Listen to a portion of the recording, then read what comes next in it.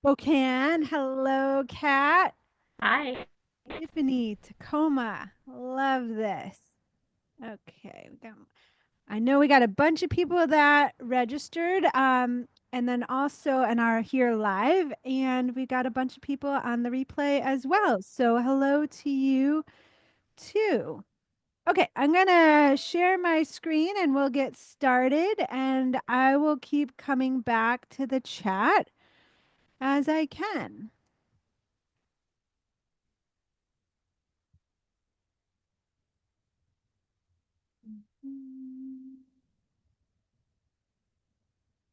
All righty. Allison, can you hear me? I'm This is Victor. I can hear you. Yeah, I need to ask for forgiveness. I don't know why my video is just a blur of something I've That's never okay. seen It's before. like a halo. It's Yeah, it's gorgeous. weird. Well, good to have you and your halo. Thank you. Thanks for mentioning it. All right. Welcome. Okay, I'm going to hit present and we're going to get right to it. We're going to workshop so you guys leave with some tangible things done. If someone can let me know that as soon, yeah, can you still see and hear me okay? Can you comment in the chat? I got a thumbs up. All right, very good. Thank you so much. Okay, and I got the chat pulled up. Welcome. Okay, we're going to talk about how to get more clients from Instagram, how to grow an online audience of wellness clients that are excited to work with you. Also, you can hit that six-figure plus even online wellness program. So we'll go over why this is important. We are going to get to the personalized Instagram bio audit, especially for those of you who are live. We're going to go over the 3 steps. This is a proven framework of to what you need to make this happen, as well as some case studies. So you'll hear a little bit about my story and know what works for me, but I want you to know that this doesn't just work for me. It's worked with a lot of clients that I help, and I'm going to sprinkle in some of those stories so you know that there's a broad range of wellness professionals, wellness practitioners that this framework will help. Of course, I have a special offer for those of you attending live and watching on the replay, and then we'll get to Q&A. So how I like to handle Q&A is that if an urgent question or comment pops up, just drop it into the chat, and I do cycle through things every so often. So you can just, put a burning question into the chat and I'll get to it as the space becomes available. We are going to be workshopping these 3 steps, so there'll be time for me to answer questions in between each of these steps as well. And again, just make sure you're on mute. And I'm going to continue to let people in here. Okay, so if you're a wellness practitioner, where it's taking forever. You're going to hear about one of my clients, Dana. It took 90 minutes to create one post. You don't know what to say, or maybe the post is getting halfway done, but it's not never seeing the light of day. It's stuck in your drafts. You're in the right place. If you want to grow an online audience, but you don't want to do a yoga flow half naked, or you just, can't bear the thought of dancing on social media, I've got a ton of ideas where you can grow your audience that doesn't involve being half naked or dancing if neither of those resonate with you. If you love working with your clients, your patients, online, in person, and you'd rather just spend all your time doing that and not marketing at all, you're in the right place. I've worked with many clients who really disliked social media, disliked marketing, and now they find it enjoyable. It's part of their creative process. For me personally, I actually look forward to connecting with my audience, my followers on Instagram. And I'll talk about how I got there because I had a lot of imposter syndrome to start. And if you are on social media and you are posting consistently, but you feel like your message is kind of getting drowned out in the noise, or you're not standing out, you're just another wellness practitioner promoting their yoga class or working with them to improve feeling better, improving energy, you don't feel like you're standing out, we're going to go over how to stand out as well. So, what this three part framework will help you to do is to start hitting more consistent 5-figure months, hit that 100K year. If you want to help more people online, I have a client, you'll hear her story. She wants to help more people. She wanted to get more people buying her book. If you want to bring in additional revenue, maybe you want to keep your brick and mortar, you love working with your in person, but you're kind of maxed out at how many people you can work with a week, and you love working with, you have people getting requests for you from Instagram, for example, from all over the world, and you love to work with people all over the world and you want to just help more people, then we'll talk about how to make that possible. And you just want to get more people into your programs and help more people, then growing an online audience is crucial. So, whoops, we went the wrong way. It all starts with what right now consumer research is calling, or I'm calling it, the online shift. Where, for example, in the past, when potential clients were thinking of working with someone either in their brick and mortar or online, they would look at their website and kind of gather the information that they needed to know to kind of take that next step forward and purchase a program and work with them, or whether that's online or in a group program.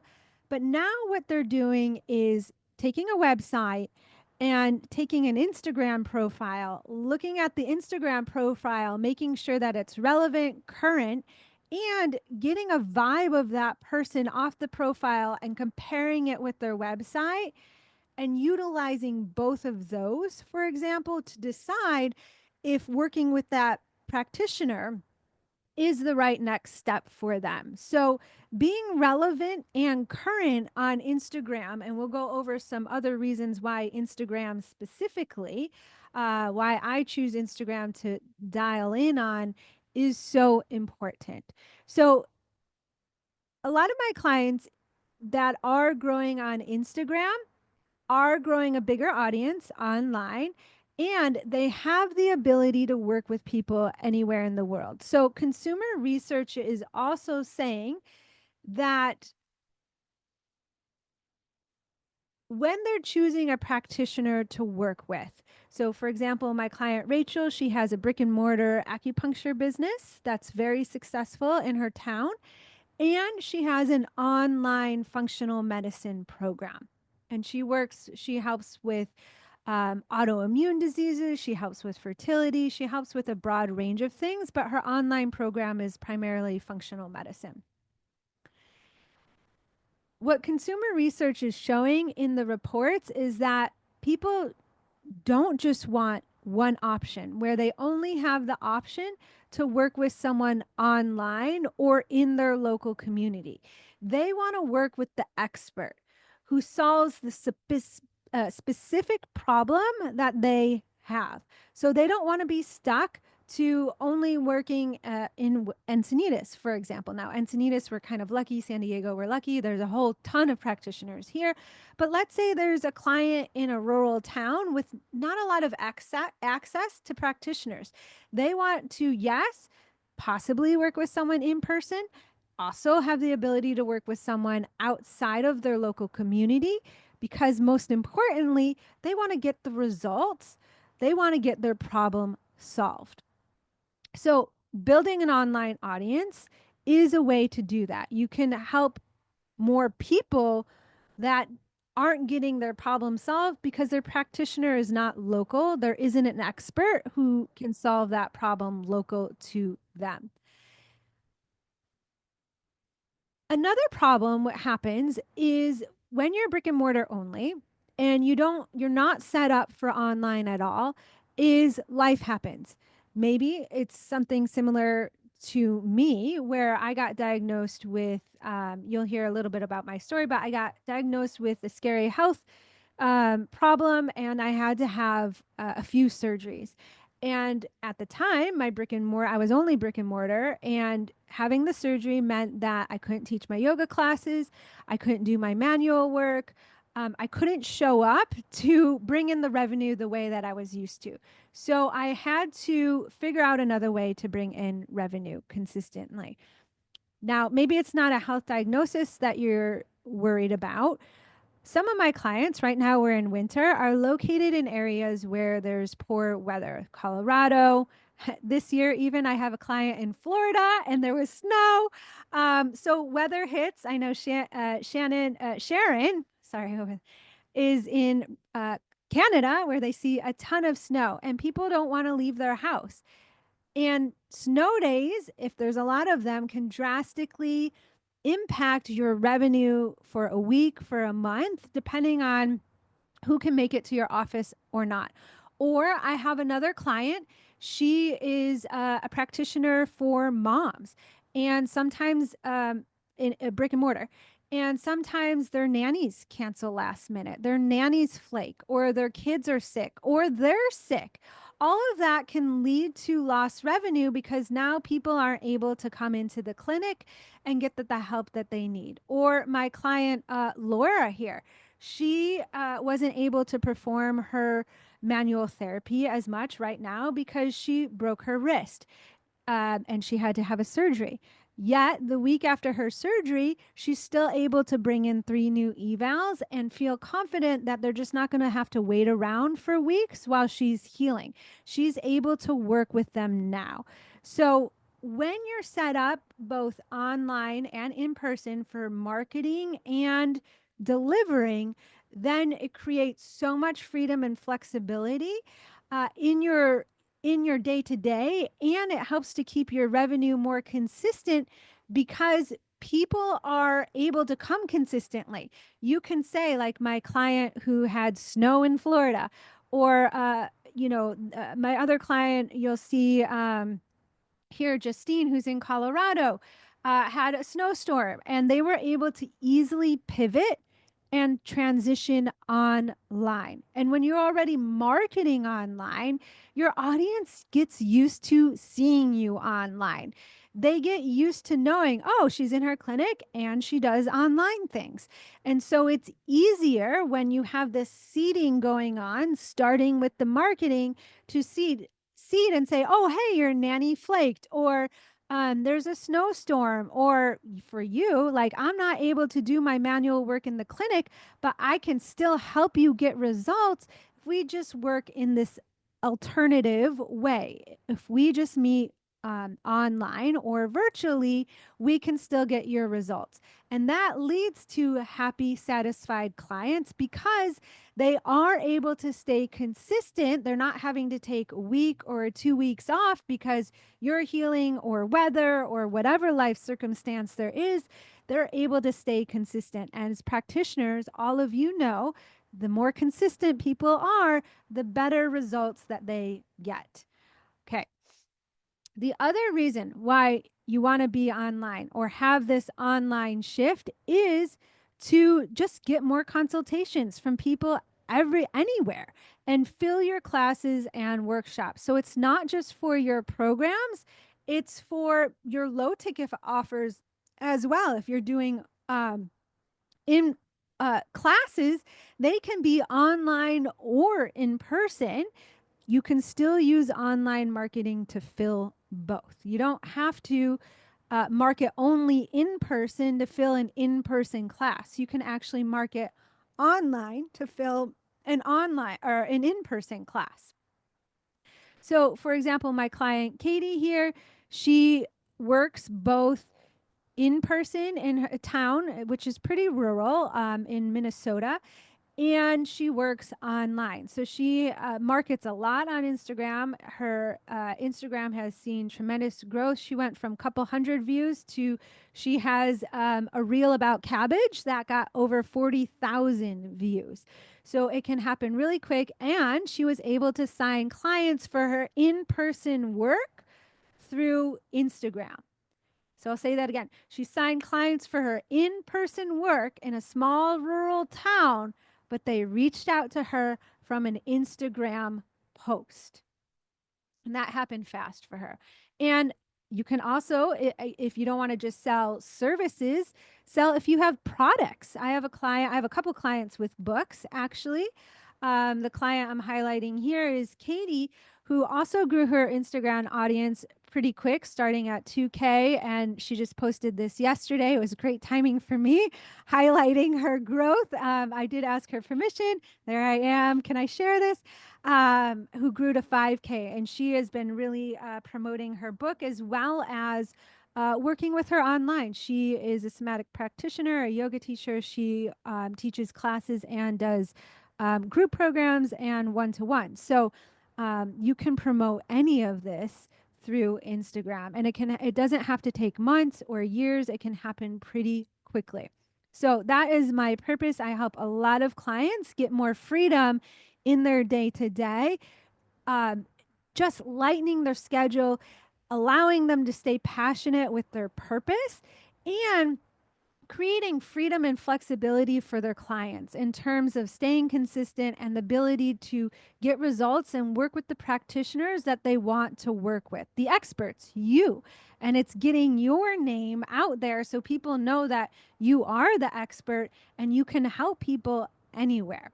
So the problem, the roadblock that often hinders people from getting there is both not knowing the strategy and then having a mindset of, okay, I'm used to doing these acceptable marketing strategies in person. And we'll talk about exactly what those are. And there's a mindset that Instagram isn't like a legit, real marketing strategy. And because of that, people just kind of dip their toes in Instagram. And I've been there myself where I just thought I didn't really realize there was strategies for Instagram. I just kind of showed up and just posted. If you looked at my feed, it was very random, and I was kind of always like guessing with what to say. Or when I first started showing up on social media, I was fully in my brick and mortar. And I was at the time one of the first physical therapists that were really combining yoga and mindset and nervous system work. And back then, over a decade ago, it was considered to be really hippy dippy, granola ish. A lot of my colleagues were like, you can't teach yoga, you're going to hurt people. That's not legitimate. It's not backed by science. Of course, now there's a ton of science and research to support it, but it was not accepted. And I felt a lot of imposter syndrome and fear to show up on social media. I literally thought there was going to be a witch hunt from like the physical therapy board or association. They were going to like see a post and like be trolls essentially and call me out and point out that I was a fraud because I was doing this work. Yet in my heart, I knew, because I healed myself from I don't know if some of you know, but I had 3 surgeries on my wrist. And at the time, I was 21 years old. And a surgeon told me, don't choose a career that, uses your hands, or else you're going to have arthritis by you're 25 years old. And I did all that I can do. I'm sorry, this is kind of what you're stuck with. And fortunately, my 21-year-old self was a rebel, and I decided that f that. Essentially, I'm not going to believe that. And I decided, set out on a course to heal myself, which included yoga and manual massage work, which I was a massage therapist then, and traditional physical therapy. I did go to traditional physical therapy, but it only got me so far. It helped me. I was only 65%. I couldn't take off the gas thing on my car. I couldn't write. I was a college student. And what got me the rest of the way was yoga and nervous system. And so I knew in my heart that if I could get out of a dark place, if I could heal fully and do handstands again and all the things, that it was a legit way to heal. But I was so scared to spread that message, even though I was so passionate about it.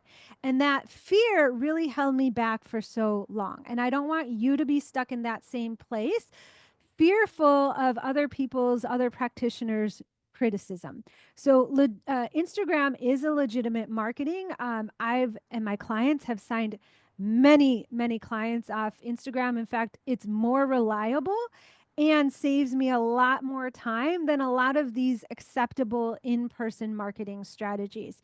So I'll go through them quickly. For example, right now, which is acceptable, is having an exhausting class schedule to bring in revenue and to market and to do a lot of workshops weekend after weekend or trainings or retreats. And if you're not careful, that schedule can overrun you. I know because I was that yoga teacher, physical therapist. I was teaching classes 7 in the morning, 7:30 at night, noon. That was my Tuesday. I started the day with a 7 a.m. hot yoga class. I did a noon hot yoga class. I had a 7:30 p.m. Healthy back class down in La Jolla, which was 30 minutes away from me, um, using the yoga wall. And I had patients in between. I would leave the house at 6 a.m. and I would get back sometimes 9:30, 10 p.m. And then Wednesday, I would wake up and do a similar schedule all over again. The weekends, I was leading workshops or yoga teacher trainings most weekends. It was not sustainable. It burned me out. Plus, heartbreakingly, I wasn't seeing my daughter. She would, if I taught a training on the weekend, I'd come home and she'd be like, "Mommy, I miss you." And now she was in preschool. She was like 4 at the time. She'd be like, "I have to go to school." We called it school, tomorrow. And I wasn't seeing her. So I knew that there was another way. And with Instagram, I have many of my clients that are able to offload classes that they realize where they're not bringing in clients. It's not their ideal audience or class style that they want to teach. So they're able to confidently let it go because they know that leads and their audience will be growing through a way that they can literally work in their pajamas. That's what gets me excited. Staying in my pajamas for as long as I can. I don't know if any of you can relate to that. You can drop it in the chat. Another acceptable in-person marketing is unreliable doctor referrals. Now, I want to preference here. All these acceptable in-person marketing, I'm not saying stop them, right? It's figuring out, I don't know how to lower my hand. There we go. It's figuring out how many of these, prioritizing one or two of these in-person marketing tactics and bringing in Instagram. When you bring in Instagram and only have a couple of these going in the background, the combination is very powerful and reliable in both growing your audience and converting that audience. So, you get to decide, and this is what I help a lot of my clients do, decide what of these in-person marketing tactics they will focus on in combination with Instagram.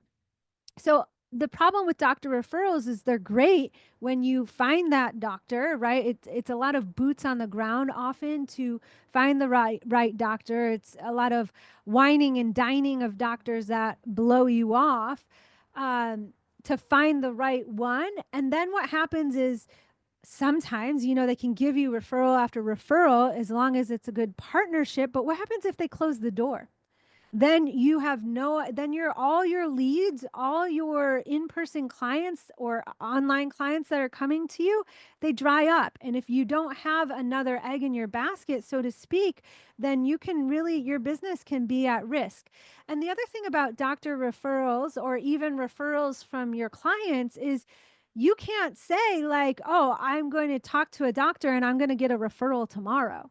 Like you can't pressure you don't want to. I don't recommend pressuring your clients to give you referrals to their friend and family.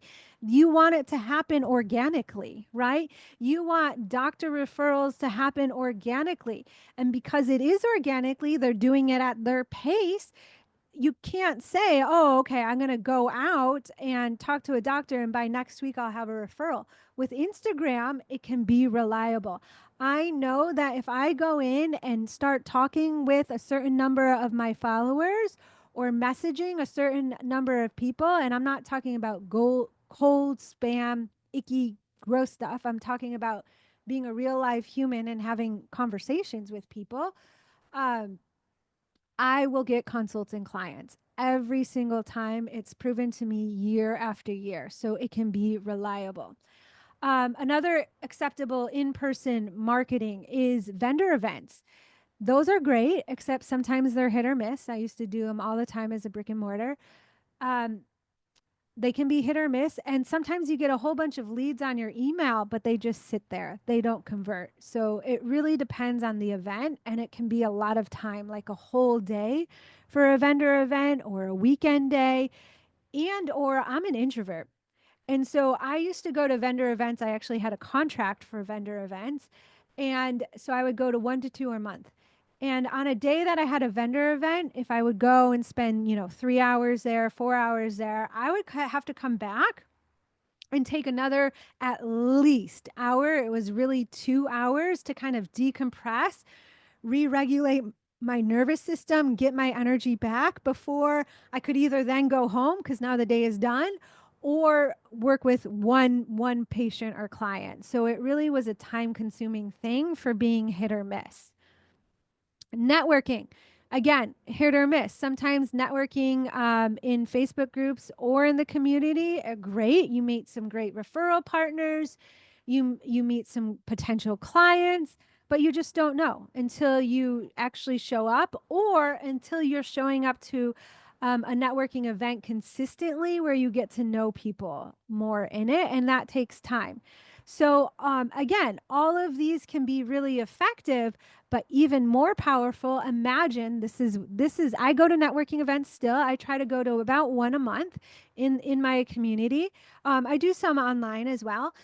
Um, but for example, in fact, someone I know is registered here. I'm not sure if they're live, but I met her in a networking event here in the community, and we became friends on Instagram right there at the networking event. And we've continued to message back and forth. I support her reels. We have a natural conversation, and now she's here today. So again, it can be a powerful such a leveraging tool that can speed up any of these in-person methods when you are on Instagram as well, when you're thinking big like that. Okay, so the solution, right, to um, feeling stuck in really time consuming, energy draining, hit or miss marketing events is I call it Instagram over in person marketing, meaning that if I had to prioritize something, I'm prioritizing my Instagram because I have control of it. I can get people off the platform. It's reliable that I can get clients, but it's also combined with my in person marketing. But today, for scope of what we're doing in this workshop today, we're focusing on Instagram. Okay, so I'll go over briefly why I chose Instagram specifically over other social media platforms because I get that question a lot. In fact, Miss Cat asked that question to me a while back. All right, I'm just gonna make sure there's no questions here. Homemade lattes. Yes, pajama time, watering the garden. That would make a wonderful reel, Maureen. Yes, I'm going to share the recording after. I did hit record all of you. Let me make sure. Okay, it is recording. Sometimes I freak out. You will be get sent the replay afterwards. It'll be later today, in the evening before 8. You'll get it sent out, and then you can watch it as many times as you want. Also, I didn't mention this, there's a Facebook group. A lot of you are not in this group because there's only like two or three people in the group. And we can continue this conversation after the workshop. So make sure you join the Facebook group. I'll go grab the link later, but it is in your email. So you can join the Facebook group and all the bonuses The handouts that accompany it, this workshop are also in your email. Just a little housekeeping there. Okay, so why Instagram? Number one, if TikTok showed us anything, the TikTok ban, uh, that can go away again soon. Actually, TikTok, from what I know, there is a lot of lack of clarity, I will say, what's happening for TikTok. But the administration actually signed a 364, so almost a year, contract to keep TikTok alive till then. After that, who knows? Um, it's not bought out by Meta. Meta does not. There's some misinformation there. Meta does not own TikTok, so it could go away. Right? Instagram is not going to go away. It's been around for over a decade. Also, right, if you compare it to YouTube, I feel that right now, and consumer research is shown by YouTube bringing in shorts, YouTube shorts. Short form content is what current audiences are wanting. You think about it, everyone has short attention spans, busy schedules. Short, informative, quick content is gold. And for both the viewer, your potential clients, and you as the creator, you can create, I create my reels for the week under 90 minutes. Like, I can create a reel now in less than 10 minutes, sometimes 5 minutes, because I'll show you some of my strategies today. I have a folder with reels, just B-roll type content ready to go. I'll explain what that means, um, where I can create content really quick. Versus YouTube, um, sometimes a lot of those videos that do really well, they're quite long, like 10 minutes, 20 minutes, sometimes an hour or more. And then you got to edit it, or there's fancy like edits to it, like cutting in and out, adding words.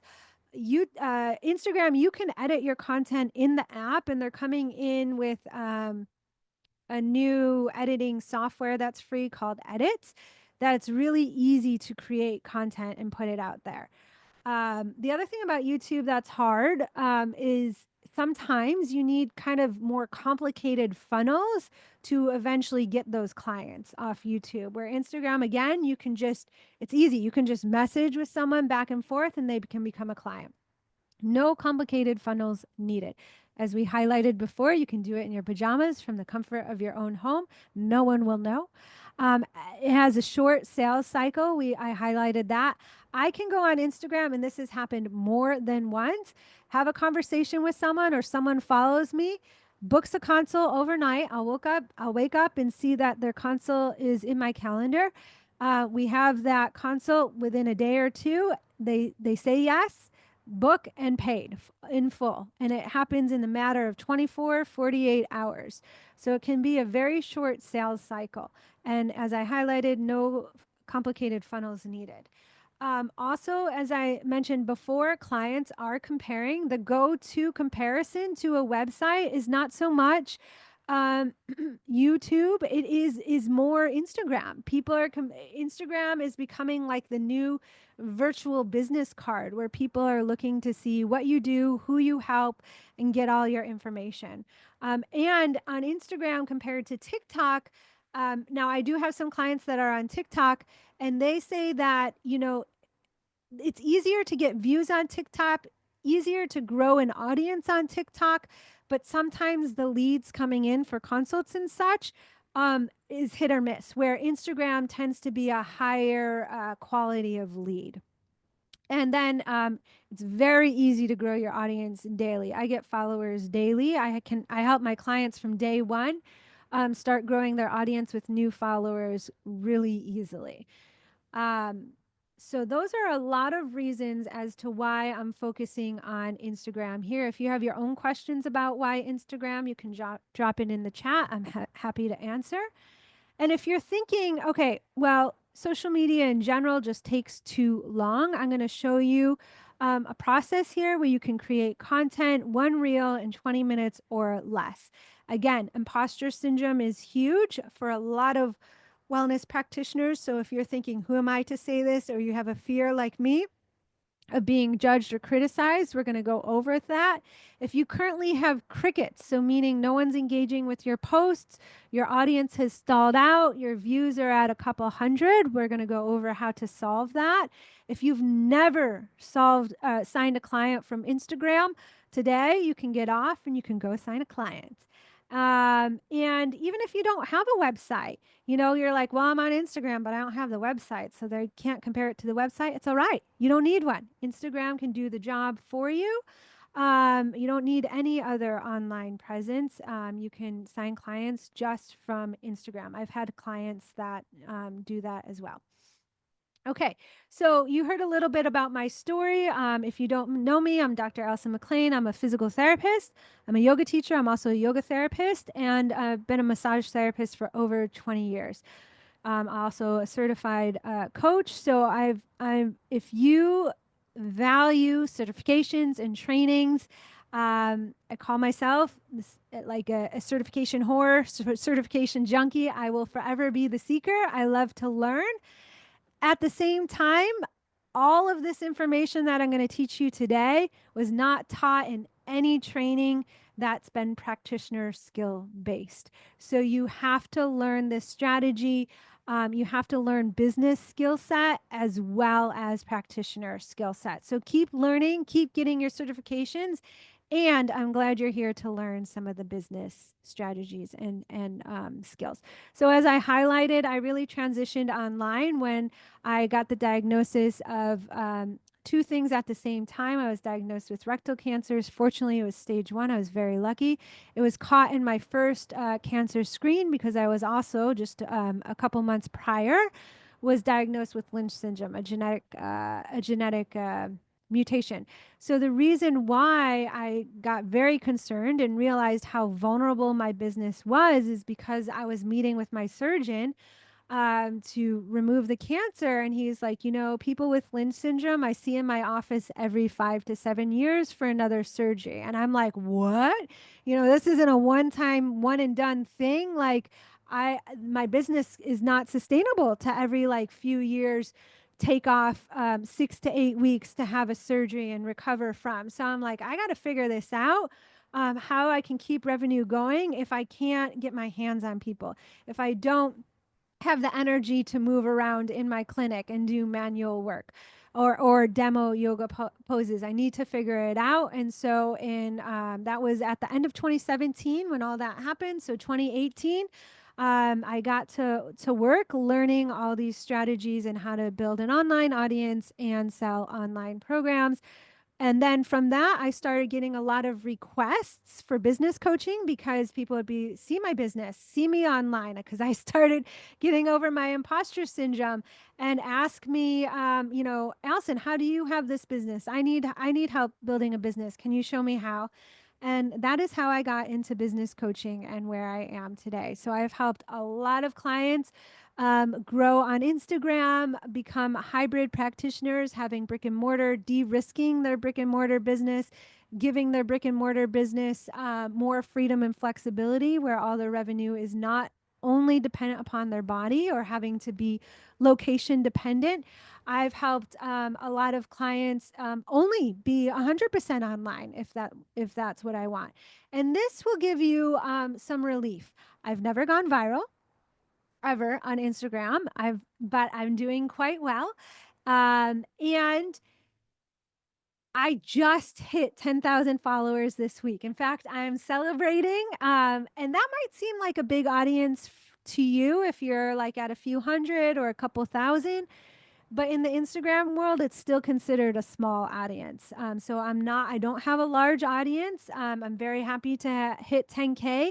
But the reason why I say this is because you can sign clients, you can have a 6 figure plus business with a small audience. I hit over 6 figures with less than 2,000 followers.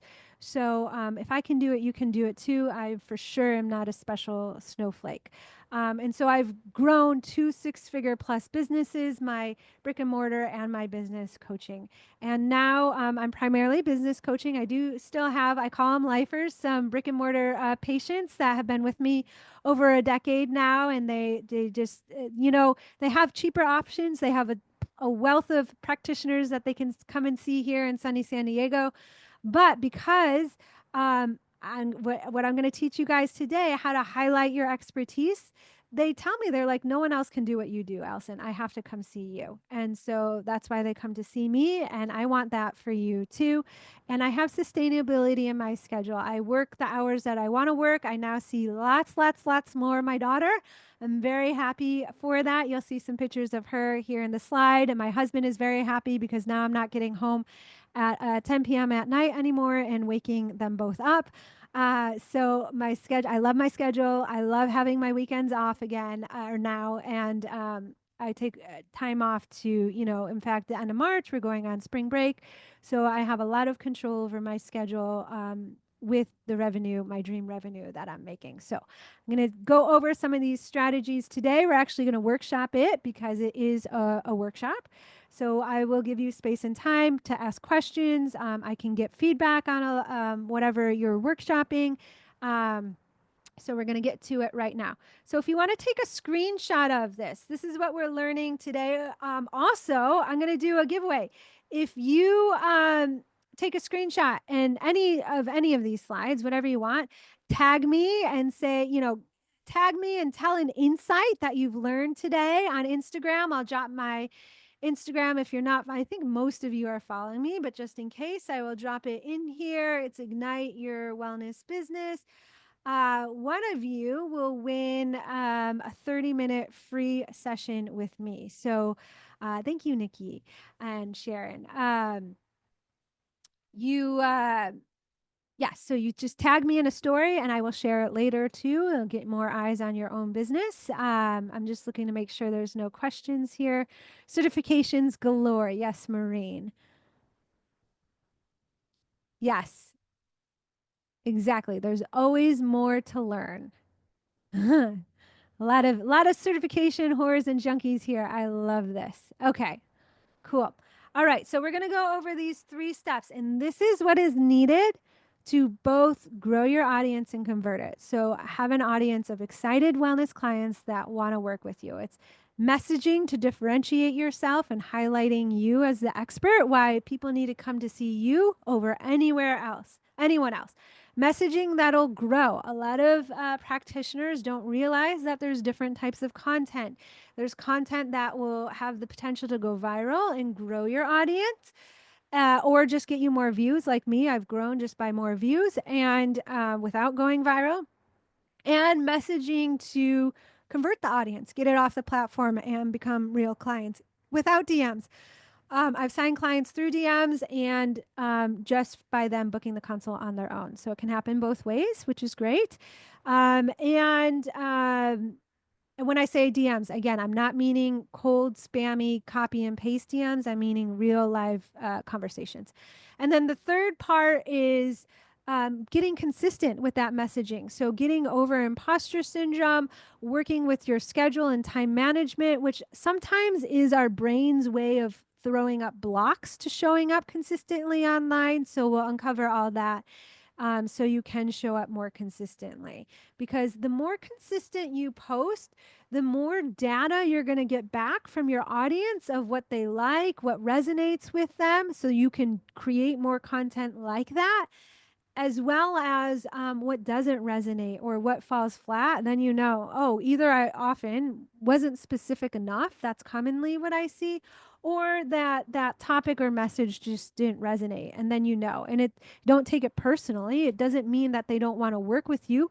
Crickets, no engagement doesn't mean that there aren't people lurking there waiting for you to say the right thing, to give them the courage and invitation to take that next step, right? It just means that what you haven't said the right thing yet. That's all it means. Okay. So, step number 1, we're going to talk about how to differentiate yourself in the online wellness space. So, common mistakes, general messaging, saying things like thrive in your body, improve your wellness, feel better, reduce pain. All of that is just too general. It doesn't differentiate you from any other physical therapist saying reduce pain. improving your wellness, doesn't differentiate you from any other health coach out there. Come get a relaxing massage, doesn't differentiate you from any other massage therapist out there. You need to have messaging where someone will be look at that and say, that is what I need, or she knows me, or he knows me. I need to work with them. You're also not highlighting, as a lot of you already highlighted, you have a wealth of knowledge. You are experienced at what you do. You have had so many trainings, so many certifications, but from your posts, and whether that's a carousel or a reel or a static post, we'll get into the difference between those. Your audience doesn't know or understand exactly the depth of your knowledge. It's not coming out through your content. Um, or you're not highlighting. This is true for so many clients that I work with. When they come to me, their bio is not clearly stating I work in person or online, or the town or the city that they're in if they are in person. It's not clear from the get go, like who they help, what they do, where they're located, and how they're helping people. And so that Instagram, bio template, that is one of the bonuses, walks you through exactly what you need to know and have in your bio. And we're going to go over some of that today, and I can give feedback on some of that. So when you have this optimized, when your highlight bubbles are seeding your program, highlighting your client testimonials, you have pinned posts of who you work with, who you are, what you do, when your content backs that up, when your bio is clear, when your link tree is not cluttered with 10 links, and instead there's 3 or less, so they know exactly what their next step is, you will grow your audience. People will binge watch your content and then hit follow, or hit follow off of one reel. People will book consults overnight. And doing all of this will allow you to hit 5-figure months consistently. Okay, so here's the process for being able to differentiate yourself specifically. Number one, you need to have your bio optimized, and we're going to break that down. Number two, you need to have content that references and highlights your expertise. Now, here's step two, from the practitioner's brain. So the other mistake I see is a lot of practitioners are highlighting their expertise and their knowledge, but they're saying things like, when you sit to stand, when you have improved shoulder ROM. The average person does not know what any of that means and how it will benefit their day to day. The reference to your expertise and how you help people has to be in client language. Now, I tell a lot of my clients this because I'll be honest, this can be a painful process. It's literally like speaking a second language. And if any of you speak more than one language, you know how uncomfortable sometimes it is to learn that second language and then get fluid between being able to move between the two or three or four. Uh, but the more you do it, the easier it'll get. So you have to be able to translate your practitioner language, your practitioner knowledge, what's in your head, to how your clients view their problems and what they need. When you get that, it changes everything. So in the other bonus, you have the 50 content prompts. Again, this is in your email. That document will help you to start to translate from your practitioner language to client language. So I'll give you an example. Um, my client, she's a somatic practitioner. Her name's Betty. She has an audience that just loves her. She works mainly in person, but does some work online and teaches virtual somatic classes online. When she was marketing her workshops to start, she was saying, come improve, it's a shoulder workshop, come improve your range of motion. Um, and other like improve shoulder flexion, other practitioner language terms. We started switching that language to, you know, this is the free your shoulder workshop. So you can reach overhead to start paddling out and catching the waves every day without worrying about pain in the shoulder and getting stuck on the couch afterward or missing the next day's shoulder session because now you flared up your shoulder. So they mean the same thing: shoulder range of motion, shoulder flexion, reaching overhead. Again, client doesn't understand what that means. They do understand and can visualize themselves paddling out, right? Reaching overhead to go catch the wave.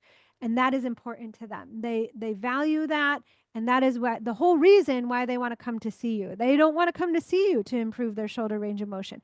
They don't want to come to see you to learn core exercises so much or come to a yoga class so much. They want to come for the end result. What is the end result? And you always continuously have to ask yourself why. Why is this important? I call it the 7 layers of why. When you think you've hit the first layer and you're on it, yes, that's the result they're going to get. You got to ask yourself, well, why is that important? And when you know that you can visualize that person at 7 a.m. or noon doing the thing, then you've got it. Or not doing the thing, if you're helping them reduce something, then you've got it. And that type of communication will build trust. So that's a lot. I'm just going to take a pause here. Any questions on that so far? We're going to break it down some. Now, because of time, we're going to focus on the bio today, and speaking from client's perspective in the bio section, and we can also do some feedback on the bio. So we're going to start there. In step 2, we get into messaging a little bit more. So we'll break down some specific messaging and make sure that you're getting translating from your practitioner brain to client brain and addressing the specific problems that they want solved and the solutions that you offer. So my client Dana, she first started with me. She's a brick and mortar physical therapist. She's also a yoga teacher. She also has virtual online classes, and she's in Chicago. So she too had the ability to pivot virtually online during some snowstorms in Chicago. She also works with busy moms or moms to be that sometimes can't make it into her clinic. So she really loves the ability to pivot virtually when needed for that. And she is starting group programs. When she first started with me, she was brand new. She just started her business. She had 2 patients. So she was making under $1,000 a month. Now she's making anywhere from 7 to 9K in less than 6 months. And her IG, she's she's on IG not every day. I'm trying to remember how much she's posting right now. I think it's 3 posts a week. It started off with just 1 because one reel was taking her 90 minutes and it was way too long, right? Short form content right now is queen. I say that because it's mostly females, king, queen. So what we did was take like 1 reel that was 90 seconds long and chopped it up into 4 or 5 reels. So now that 90 minutes that was creating 1 piece of content now is a whole week's worth of content. And again, she has a wait list. She sells out her workshops. She markets her workshops all the time on Instagram and they sell out. She even boosts. She uses the boost function on her Instagram. If you wanted to follow her, it's Dana PT and Yoga, so you can see that she's a real live human being. Um, she'll boost some of her posts, and that helps to fill her workshops. Sorry, there should be a picture here. It's not coming up. So it'll cover these 2 in a moment whenever my Wi-Fi allows it to load. Okay, let's work on the bio. So if you don't have your handout with the bio instructions. Go grab it right now. And if you can't have access to it, that's okay. I'm going to tell you what's needed. What we want to do, I'm going to stop sharing my screen for a second so we can break this down. And I'm going to walk over, highlight what you want in your bio. What is important in the bio? I'll share that screen. So if you can't access, you can have a glimpse, and then we'll look at mine. Let me share my screen again. Here we go. So first line, you can take a screenshot of this, but I'm right here, bio content, where it says the hook. I literally walk you through. Take a screenshot if you don't have this handout, because I'm gonna stop sharing in a moment. But the first line should highlight who you help and how. I gave some examples from the client's perspective. Second line, a pain point that you solve. Third line, social proof. For example, how long you've been a practitioner or how many people you've helped, things like that, features that you've been in. And then the fourth line is the call to action, or CTA, or the next step. So I'm going to share my bio so you can see what that looks like in action. And then I'm going to give you some time to work on it. And then we can get some feedback on current bios too. Okay, just one moment.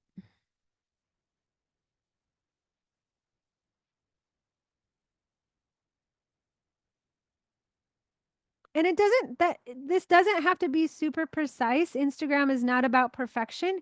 It's about putting something out there and getting data to know if it works or doesn't work, and then you refine. So remember, you can still sign clients during all of this. My bio, I haven't updated this bio probably in like a good 6 or 9 months now, but for a while I was up. You don't want to update it every day. I would say if you're going to edit your bio here, you want to edit it and let it sit for at least a couple months.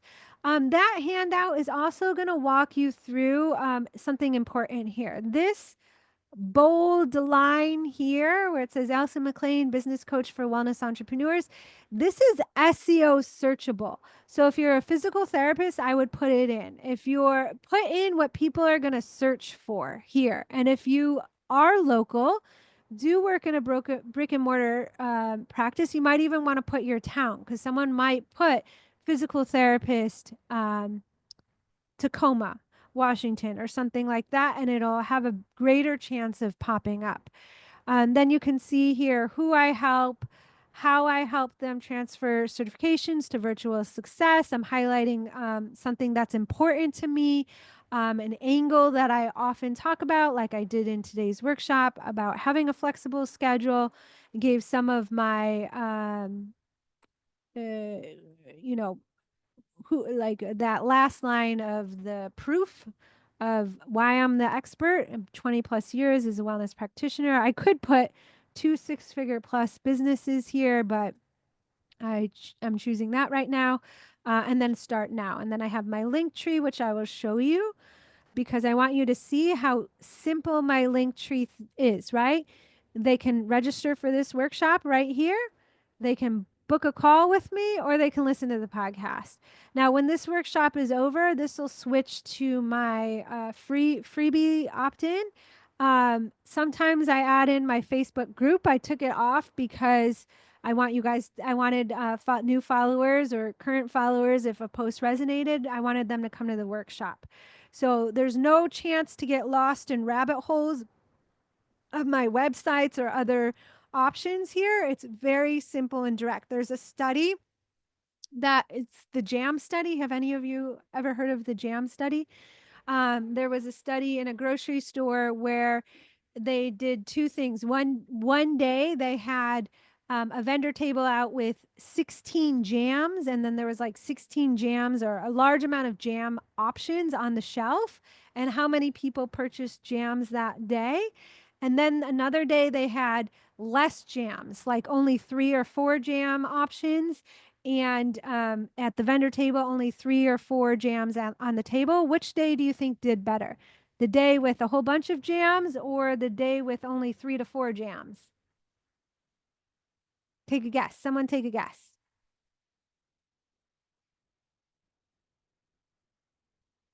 There's my chat. Yeah, exactly, Hannah. The 3 to 4 day, smaller amount. So what happens is, as wellness practitioners, I get it. You have so much information, you have so much to share, you have so many opt-ins, you have workshops, you have classes, you have retreats, you have trainings, you have one-to-one, you have group like and YouTube and Facebook group, and you want to list it all on your website and da da da da da, right? But it's overwhelming to the person. A frozen mind will go nowhere. A frozen, indecisive mind makes no decision. Versus if you keep it simple and clean, definitely less than 5, you have a higher chance of that person getting off the platform here and moving on to your list or booking that consult call or signing up for something. So, take a few moments here and let's optimize your bio here, and then we can get some feedback. Those of you on the replay, some of you have requested for feedback on your bio. Those of you that have emailed me, I will send you a Loom video. Those of you live, if you're courageous and want feedback on your bio, I'm happy to give feedback. But first, I'm going to just give you a few minutes to work in silence without me talking, so you can focus. If you have questions on the assignment, let me know. Yes, decision exhausted. Exactly, Nikki. You got it, Kathy.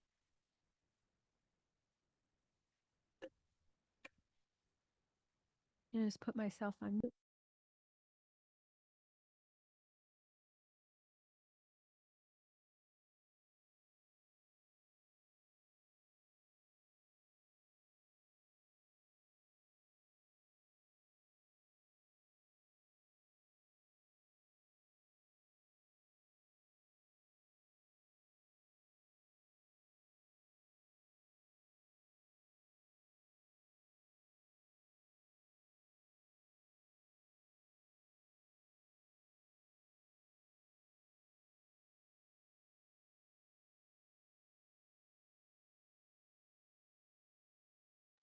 Stacy, you didn't receive the template here. I'll drop it in the chat here. And that way everyone should be able to do that. Huh. It's not letting me do that. Stacy, if you want to direct message me, if you don't want your email shown, through Zoom here, you can, in the chat, you can select me. If you want to email me your email address, I'll email it to you right now. And also, these handouts are also in the Facebook group. While I'm here, I'll drop the link to the Facebook group so you guys can get in there as well. And that way we can keep the conversation going. After this, I'm going to sprinkle in marketing tips in there following the workshop. Oh, there's more people, 8 people. Good. But still not all of you. Way more than 8 people registered. Hold on. Let me here's the link to join the Facebook group if you're not already in there. Okay, yeah, if you join the Facebook group, those templates are up and in there already under files. And then same, Honey Lee, if you want to message me or email, I'll send it to you right now.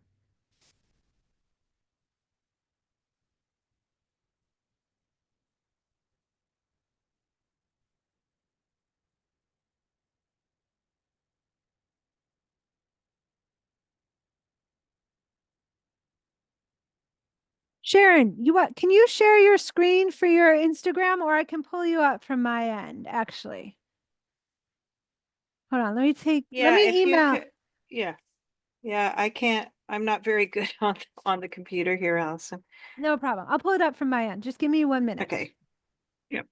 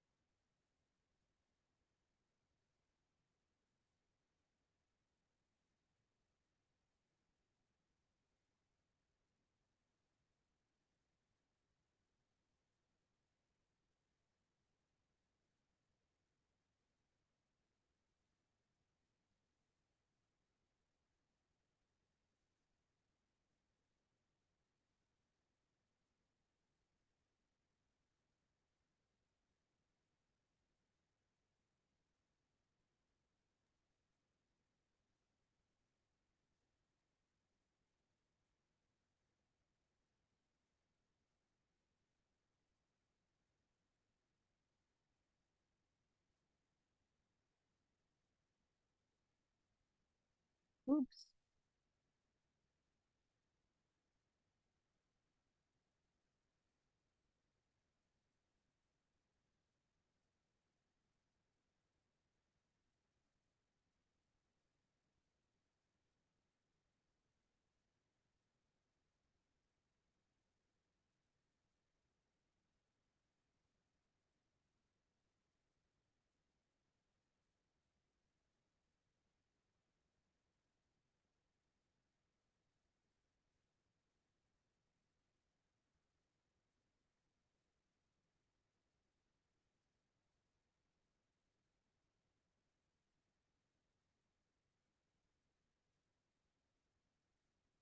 Here, give another couple minutes, then we'll bring up Sharon.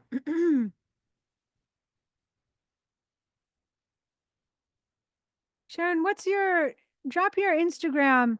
And in fact, everyone, drop your Instagram handles in here because you guys can follow each other and support each other, like each other's comments, like each other's content. And that's the part of the Facebook group too, is to have that community. It really does help when people are liking, engaging, saving shares. It helps it get pushed out. Stacy, you sent that to me. I think maybe it meant to everyone. Here, I'll drop it in there for you. This is Stacy's.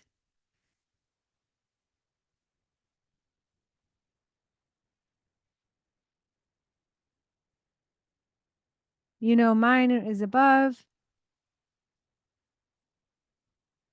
That's okay, Sharon. We'll just work with, you don't have to be on screen. I'll just pull you up.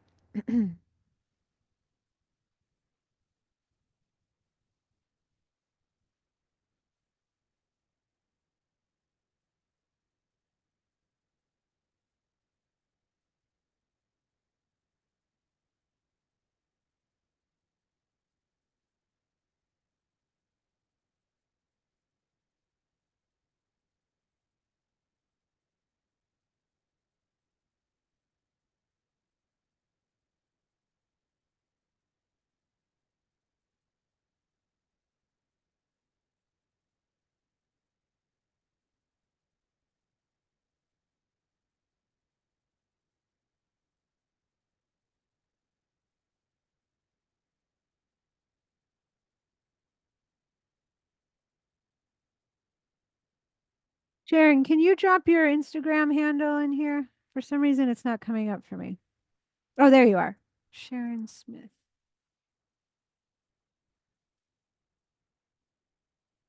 There we go. I got you.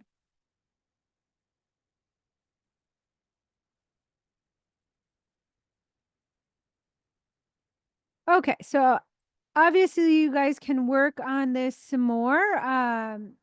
Outside this workshop, if you want to drop it into the group following this workshop and get feedback from me and the community, please feel free to do so. I'm going to share Sharon's bio, and then we'll also do some other bio feedbacks. If you want a bio feedback, drop it in the chat so I know, so I can manage the time. Okay, so I see what you mean, Sharon. So Sharon's question to me is she doesn't have a bold thing. My guess would be your name portion, which is if you go into, if you're in the editing section in the edit bio, that this line is just not filled in. That would be my guess. I think you're right. This is on my laptop. So I think when I went on my phone, I can access that. So Yeah, it that's is good to easier know. to add. A lot of, and that's a really good point. A lot of Instagram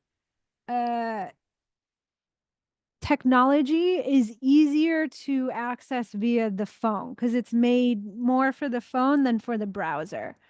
So if you're having trouble doing something on your browser through Instagram, try it through your phone. I love this. We worked on this a little bit. You got the live and virtual classes and sessions. Ooh, create conscious change. That's new. Or is it? Isn't that new? That's good. You could just put, I mean, Sharon, you have a wealth of knowledge and expertise in terms of how long you've been a practitioner.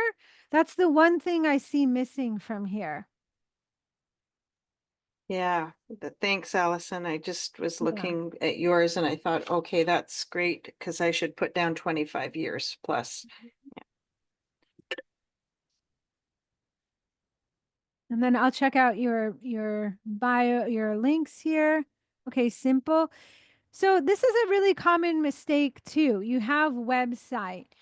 Um, you want to give them a reason. Like, why do they want to go to the website? Like free opt-in to help with this. Um, Warm audience you could get away with or put get on my newsletter. Truthfully, you know, a lot of people are more protective of their emails these days, but they will give them out if there's a good reason to. So the problem with just having the website here, especially because it's front and center, is that they don't know why they're going to the website. And now they're going to get lost in the rabbit hole of the website where you have descriptions about your classes, you have descriptions about working one-to-one with you, and then all of a sudden their phone rings or their kid needs them, and then they've left now the website, never to go back until hours later. They don't even remember what they were doing, and they haven't signed up for anything. So you lost them. So I give them a reason here. Classes, I would be descriptive, in person and online. Somatic classes, like be more descriptive here. Same. Tell them. Give them why do they want to read their blog? What's in it for them? Blog articles with tips on how to dot. This is clear. I love this. One-to-one somatics. You could put start here. Yeah. Am I okay to talk, Allison? Yeah, go for it. Okay, I was just going to say this is through Squarespace. So to be honest, I've never set this up. This just ha actually has come up. So I don't even know. I haven't even really looked at that. And I don't know how to go in and change it. So Oh, thank you okay. for pointing that out because Yeah. I agree with you. Yeah, it's pretty Yeah. generic. Yeah. Yeah, so you Okay. could go well, it's good that we're finding this out so you Yeah. haven't lost people, you know. Um you could there's two ways around it. If you can easily get support and help from Squarespace to modify this, do that. If you don't, just get a link tree like what I have. Actually, like Google Link Tree. It's a software. This is just the free. I have the free version right here, and you can just, it's very easy to use. Create your own. That's what I would do. Thank you. Yeah. And thank you for being brave and sharing us with your bio. Love it. Okay, so Cal just joined. I know Cal wants her bio optimized. Welcome, Cal. Um, I know you're just hopping right in, but you came in at the perfect time. We're doing bios right now. I can, Cal, if you want, if you're able, let's see, I can't see you on my screen. If you want me to review your bio, because you emailed me, yeah, you're not on the screen. Just drop it in the, drop your Instagram in the chat and I will review it. Stacy, great. We'll do that. I saw your Instagram handle up above. Let me just answer this question first. Okay. Nikki and Tiffany. Nikki, you say, I don't see the bold on mine either. When I open to edit it, the only blank space I see is pronouns. I can't see any other space. Okay, Nikki, I'll troubleshoot that with you. Tiffany, it's your name section. Thank you, Tiffany. It won't change it on Facebook. It will just be for Instagram. And if needed, I can hook up my phone if you can't find it. So just let us know. I'm going to just plug in my phone to, in case I do need to share it at some point. Hold on.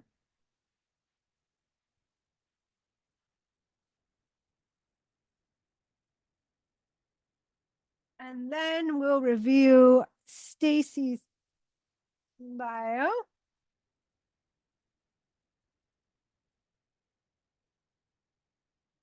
No, Jill, you can just draw. If you would like your bio reviewed, we're doing it live. So you can just just tell me that you want it reviewed and I'll review it right now. Oh, great, Tiffany. Bio site and change it.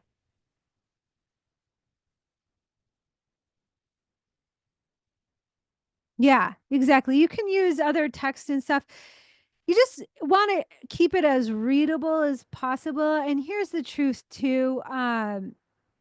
Instagram does like its own in-house fonts and such. So you want to be selective when using third-party apps, but especially when you're creating your content.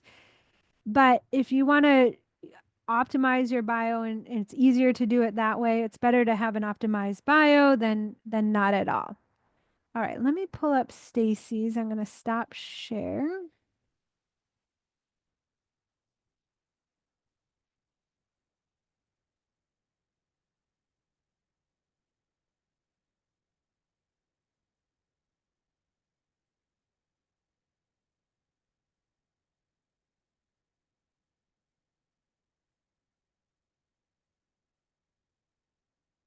I love your profile picture, Stacy.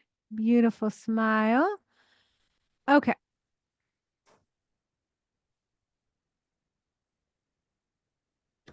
Okay. We're getting into the client language. Stand taller, move with confidence, decrease pain.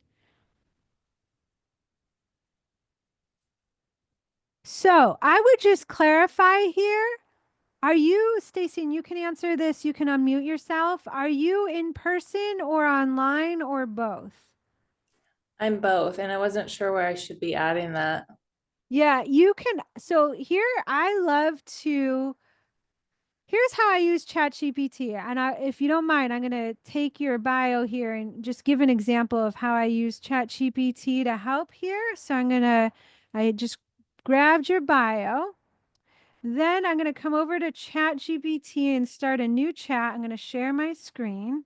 So this will save you guys a whole bunch of time. ChatGPT can be your friend. All right. So I'm going to say my client because ChatGPT knows me as a business coach. Wants to optimize her bio. Now, sometimes even though I say this to stay within the character limits, it doesn't, but it gives you a starting point. What town are you in? Cornelius, North Carolina. I would put that if you can fit it up at the top, but I think I need to come back because that was longer at the top. Hold on. Okay. She wants to highlight. Is it 1-to-1?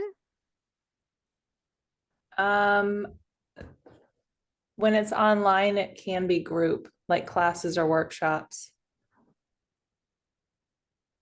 But if it's 1-to-1, if it's in person, it's 1-to-1.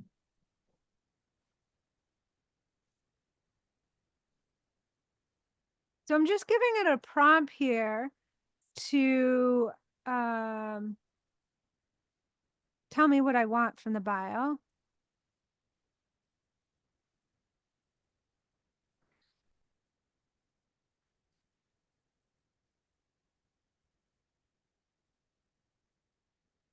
I told it to stay within the character limits.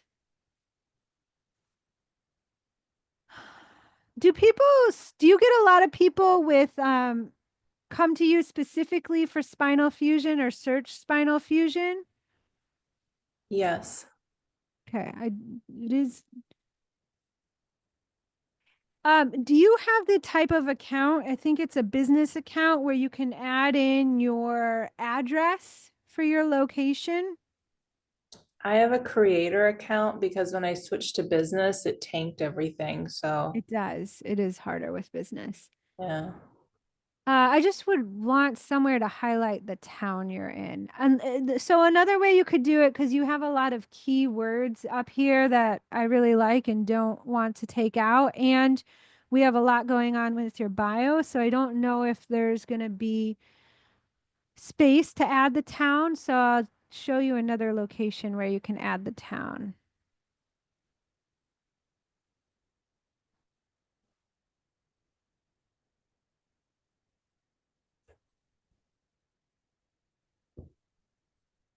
This is like the game of what's that game where you look for what's different? I'm trying to look for what's different. This might be outside the character limit that ChatGPT just gave us, but it did include group workshops online and in person. You might have to play around with using ChatGPT for this third line, helping you stand taller, move with confidence, and reduce pain. I'll drop it in the chat and you can play around with it. That would be one area to start. And What then, about uh-huh. what about being less specific and just stating virtual and live sessions in, and then I could write my town Virtual and in person. instead Yeah, of listing. let me come back to your, let me see how as long as it's clear on your page. So what I would do, this is what I'm looking for. Okay, so you do have it that you have, as that's the way you can optimize it, right? Is through the pinned post. So I would have in this graphic, or if you don't want to change the graphic, in your caption here to the side, um, I don't know if these are in person or online. So that's what I get right off the bat here. So just clarify, are these in person or online? And if they're in person, put the location. Okay, so you got a workshop coming up. See, okay, you have virtual here. Great. So I think what you could do and benefit from is a third pin post that kind of is like an introduction to Stacy. So I have it's not exactly the same, but I have a start here. So I have a pin post about my program, my one-to-one program. I have a a pinned post about that gives a sense of who I am and who I help. And you could do it through reel format like I'm doing, or you could do it through carousel, which is the one you slide through. And basically, Stacy, for you, what I would focus on is, hi, I'm Stacy. I am, let me get back to you. I'm a scoliosis and spinal fusion expert utilizing yoga and Pilates. You can work with me. And I would put this in the caption in blank town and online through one-to-one sessions and classes. So it's just all clearly laid out in the pin post. And then having it in your bio is not so critical. But if you did wanted to play around with, I think this third line you can play around with more, helping clients stand taller. Because stand tall, it sounds like a nice thing to have, but it's not like selling an urgent problem. Move with confidence, decrease pain. I think we could work on that third line there and maybe fit in your town there too. So you have some options. Thank you. You're welcome. All right, let me see what I got. So we're going to move on to step 2 in just a moment here because, yes, Casey, we'll get you the video. It will be sent out automatically on the replay. We're going to move on to the second one because so we have time for feedback on the other two as well. Okay, so great questions so far. So let me share my screen once more. We're going to get back to the slides.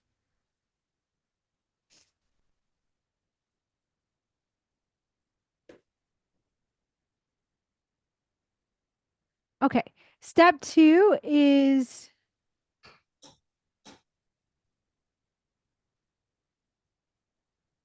learning how to speak in the language that your audience needs to hear to hit follow and then book a consult or work with you in whatever that next step is, whether it be a class or one-to-one sessions, et cetera, et cetera. So often some common mistakes is content is truthfully, I don't mean to be blunt here, but remember why people are on social media is to be social, or just think about when they're accessing the platform. Often the time it's in between a busy day during lunch or at the end of the day. and they're just looking to be entertained or connect. So if you do want to be educational, I'm not saying get rid of all educational content. That education content does have the potential to go viral, and especially in this field, people do love educational content, but you really want to be aware of either how long it is or making sure it's not too boring. And by that, you can really mitigate boring by speaking to the problem that they urgently want solved. Because if you're speaking to, uh, so for example, Kelly just did this really well. Not to call you out, but you had a great reel recently where you were really speaking to a problem that her ideal audience had, and she was doing it through a talking head educational content format. And it makes the content, when the audience feels heard and they think that they're going to get a solution to their problem or get insights on it, they will watch it through. And Instagram, the way your content gets pushed out to more people to grow your audience is through watch time. So if people, most people are watching it all the way through, shares. So if someone is like, oh, yes, my friend needs to hear this, or it's funny and they send it to a friend, that helps. And saves. So a lot of my educational type content, when I give steps or tips, I'll get a ton of saves where people will reference it for the future. And all of that will really help your content to get pushed out to people beyond your current audience, because Instagram will first show it to your followers, and if your followers like it, engage with it, watch it, then they pushes it out to non-followers. Now, what I mean by lacks value is you're just putting up content that's saying like happy 4th of July, office hours, um, happy Memorial Day, out of office for this reason. That type of content is not bringing any insight or making someone's day, bringing a smile to their face or connecting with them in some way. It's just truthfully that type of content, it doesn't do anything, and it doesn't get you more visibility or grow your audience. So that's what I mean by that type of content. And then you're not understanding between growth and conversion type content. So also I see people not having any type of strategy at all, or no posts at all are optimized to go viral.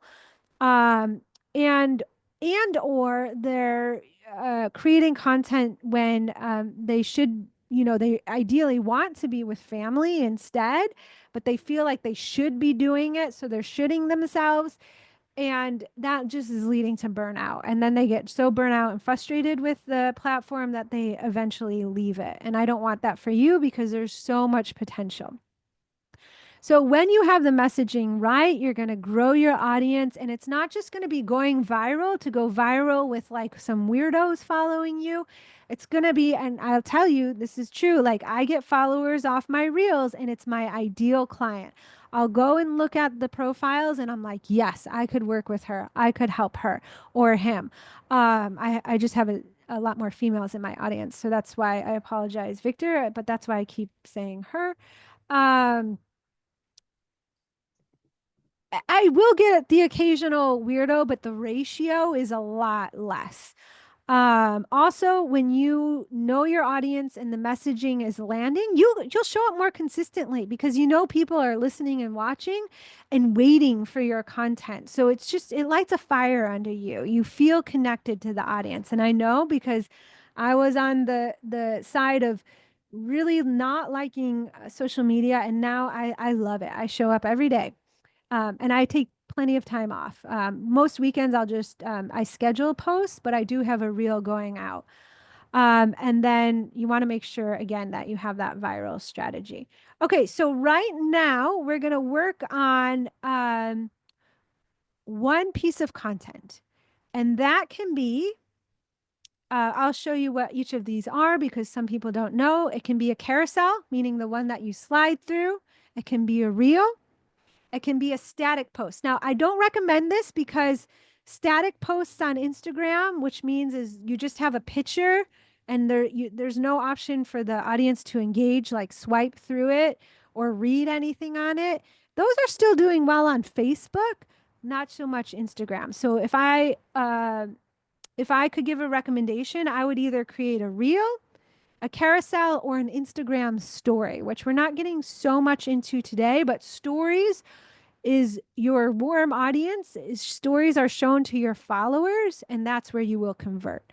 So pick one of those, and then you're going to decide on the format.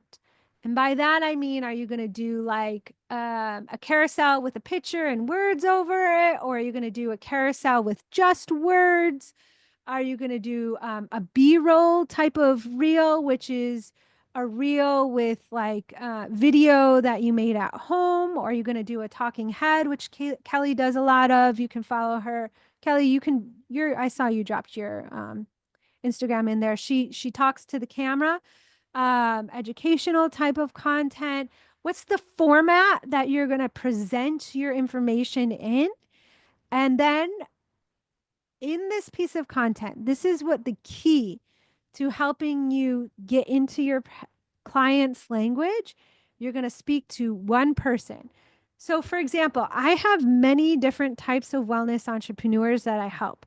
Some are just starting out in business, some are already multiple six figures, some are hybrid practitioners, some work only in the brick and mortar, some work only online. When I'm creating content, I'm always just speaking to one of those. So I might say, oh, okay, today I'm going to speak to the brick and mortar practitioner that really wants to start marketing online and start an online program. And they want to keep their brick and mortar running. It's very specific. And then I'm going to think about what is a problem in their day to day. Oh, they don't know what to post on Instagram. So then I'm going to have a piece of content speaking to that person and that problem. And that really helps you to be specific. So do that right now, and I'll give you some time to work on it, and then we can get feedback on this. And same as we did in the bio. Um, Again, if it takes you longer than the time we have here, no problem. You can drop it into the group afterwards. And someone came in late. I think it was Casey. Yeah, Casey, the link for the group is up in the chat. So you can find it up in the chat and join there if you want to drop in anything later. Okay, Nikki has another question. Yes, Nikki, this is important. Once you change the name, that bold section in your bio, it can be 60 days. Sometimes it's 2 weeks. Mine, I can't be changed for 2 weeks. So make sure whatever you decide, it's okay to stick with. And that's a good thing because you don't want to constantly be changing your name and your bio. You want to change it, put it up there, test it, meaning are you getting new follows? Are you getting more inquiries? If you are, it's working, leave it. And if you're not, then maybe in 60 days is a good amount of time. You refine it again. It can be, Sharon, yes, it can be different depending if you have a business or a creator account. Nikki, do you have another question?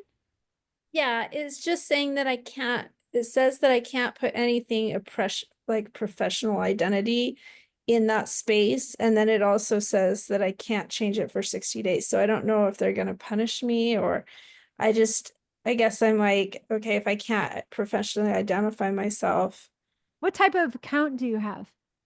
it's a personal account. Yeah, so for business, I would either switch to, I like creator because it does give you more flexibility, and Instagram. I have a bunch of clients are business accounts and they still do well, but creators, for whatever reason, Instagram tends to push it out more. I would change to one or the other because that way you can really market your business. And you can do that by going into the three lines. If you go to your profile, the three lines at the top, and then scroll all the way down to the bottom, it'll say change type of account, and then you can pick creator or business. Okay, thank you. Yeah.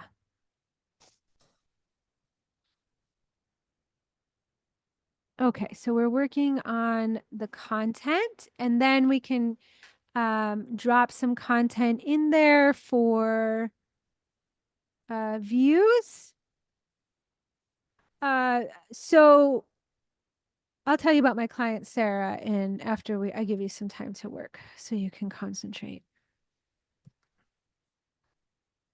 Casey, go for it. So right now we're just deciding what type of content we want to go with and like what our niche is to the helping of the one person or the many under the one umbrella.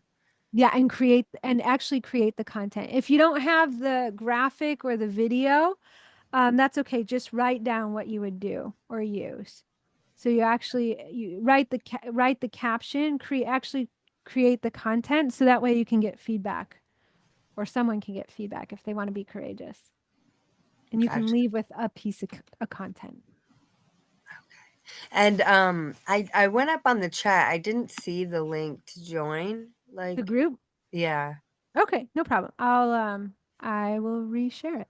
Sorry, it's my bad for joining so late. I'm a little It's lost. no problem. I'm glad you're here. Me too. Okay.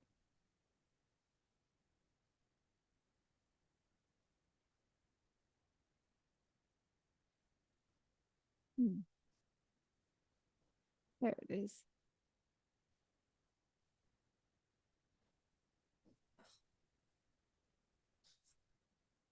We'll give another minute or two here.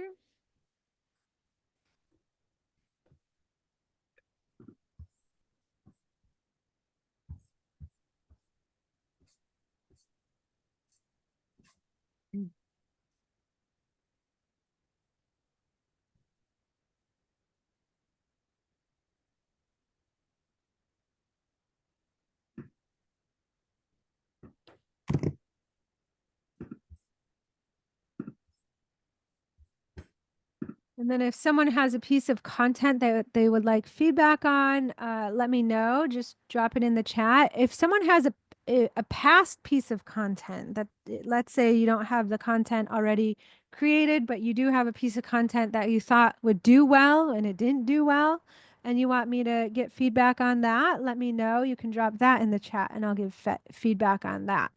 And while you're thinking about what content you want feedback on, I'll tell you about Sarah. So Sarah, she is Coach Sarah Savoca on Instagram. I believe that's her handle. She's gone viral many times, like true viral, thousands of likes, hundreds of thousands of views. And she hadn't gone viral that big when we first started working together, but she was getting a lot of traction, like tens of thousands of views, hundreds of likes. And she wasn't getting any consults or follows from it. So what we did was, and she was stuck at 1 to 3K revenue months. So we optimized her bio, and then we optimized her captions, the format of the reels, because I'll show you her account when I sign out of here to do feedback. She had a type of format that she could just repeat, which was showing pictures of, she's a coach for volleyball players, was showing volleyball players in action. And so she knew the type of content that resonated well, and she just repeated it over and over again. So really, we just optimized her captions, speaking to the specific problems that these volleyball players had, and then inserting the call to action, which was either follow or book a consultation with her. It's really simple. She just alternates between those two different calls to actions. And she started getting consults, and she got enough consults in our time working together. She worked with me for a year, but this part happened in the first 6 months where she was able to fill her one-to-one practice, get a wait list, and start filling her group program. And that's where she is today, working with group. She still does some one-to-one. So I'll show you her account so you can see the type of format that went viral for her. And it's easy for her that content. She writes really great captions, and does a great job speaking to her her audience. Where is she? There she is. Coach Sarah Savoca. So you can give her a follow for ideas. So there's her pin post that we worked on together. And then you can see she has some other, she pinned some reels that have gone viral with hundreds of thousands of likes. But this primarily, you see, she has one type of content format with volleyball players.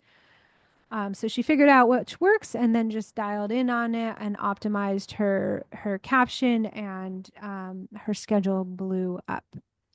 So there is Sarah. So who wants feedback on Casey? Yes. So I am offering Reiki and sound healing, as well as like emotional freedom tapping and ways for people to get out of their trauma and really thrive in life again. Mm-hmm. And so I don't know. I've been trying to build, and I feel like social media is pretty draining. But I feel like I'm learning, but I really am not building any new clientele. So Yeah. I'm not really sure what I'm trying to ask, but That's okay. basically seeking help in some direction. Yeah. All right. And Let's look at one piece of content. What's your Instagram? it's Reiki Soul Life. I can type it in the chat. I got it. You got it? Yes, I'm pretty sure. Yeah, that looks like you. Is this you here? Yes. Okay, wonderful. All right. Yes, I've seen your content. Yeah, and so I almost feel like it's kind of sleazy, like when I'm trying to market. It just doesn't feel good to me. But how do I get my business Yeah. known Yeah. without marketing? Yeah. It's so common what you're describing. And I'm even slashing down half my prices just to try and get people, but Yeah, that's what we don't want to do, because then you get stuck with people price searching, and then you get stuck at that price range. but I know there's a lot of people who offer Reiki in my area, and so I know Mhm. I have to be unique. Mhm. But then again, how do I get people to know about me without spending all this money? Yeah. So, okay. So here, let's, is there one of these pieces of content, if we look at your views? So we'll come over here. So you're stuck where a lot of practitioners are, in less than 100, couple hundred. Is there one of these reels that you would like me to give feedback on?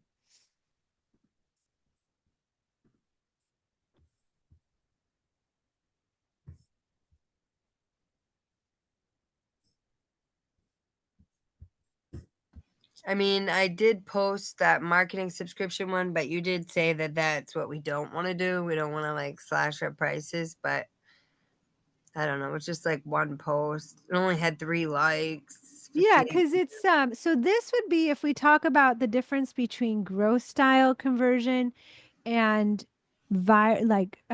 conversion type post versus growth style. This right here is needed. You need to do conversion type posts, maybe not so much slashing the prices, but you do need to highlight your services.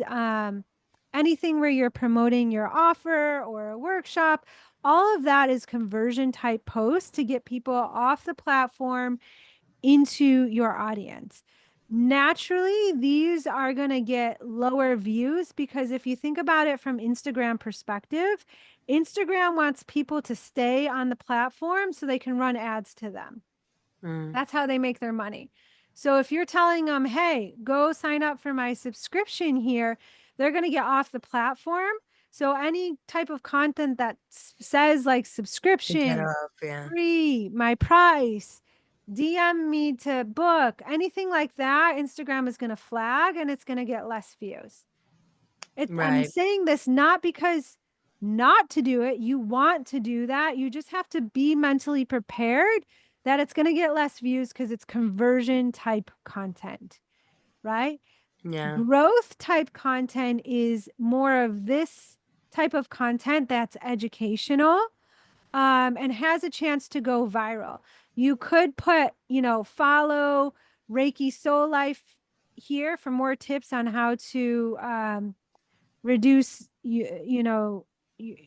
reduce your stress about traumas. That's not really great wordings. I'm trying to get a feel of your audience here, but I don't reduce. really know. I think basically I just want to help anybody who is stuck.